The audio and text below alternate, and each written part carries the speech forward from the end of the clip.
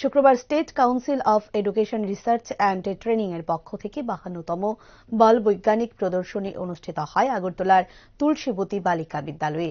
উপস্থিত ছিলেন আগরতলা পুর নিগমের মেয়র দীপক মজুমদার সহ দপ্তরের আধিকারিকগণ।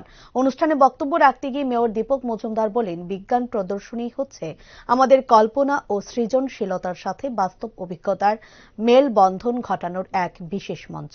বিজ্ঞান মেলায় রাজ্যের বিভিন্ন জেলার ছাত্রছাত্রীরা তাদের মডেল দেখিয়ে কিছু ছাত্রছাত্রী রাজ্য স্তরে অংশগ্রহণ করার সুযোগ গ্রহণ করে।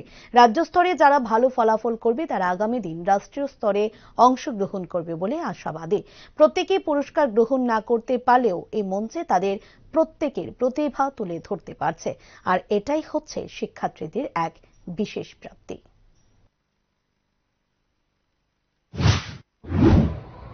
বিজ্ঞান প্রদর্শনী হচ্ছে আমাদের কল্পনা এবং সৃজনশীলতার সঙ্গে বাস্তব অভিজ্ঞতার মেলবন্ধন ঘটানোর একটি বিশেষ মঞ্চ।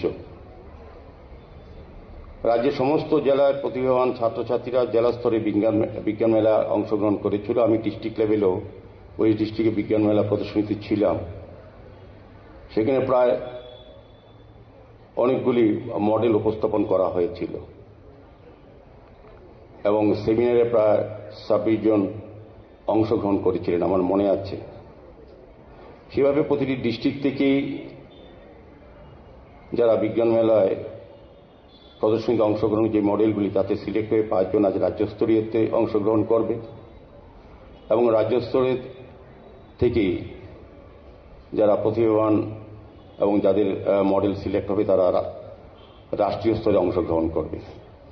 তিনি রেবেল কুমার মহোদয় আশা বলেছেন যে রাষ্ট্রীয় স্তরেও আমাদের রাজ্যের ক্ষতি বিজ্ঞানীরা আমাদের রাজ্যের হয়ে সম্মান অর্জন করবে, আমাদের প্রত্যাশা এবং বিশ্বাসও।